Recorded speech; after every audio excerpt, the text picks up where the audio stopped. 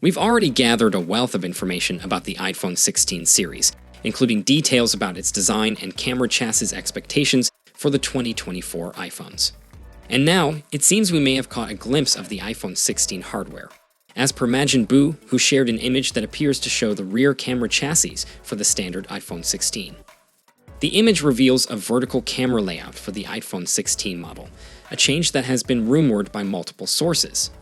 Majin Buu has a mixed track record when it comes to leaks, but has occasionally provided accurate information about upcoming iPhone designs. McRumors, a reputable source, independently verified the authenticity of the component design shared by Majin Buu.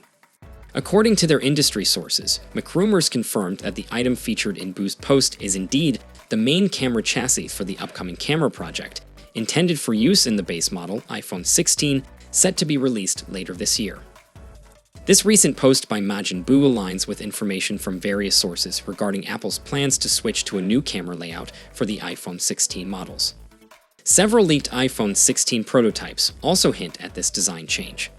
Additionally, there are strong rumors suggesting that Apple will align the cameras vertically, similar to what we've previously seen on the iPhone X or iPhone 12.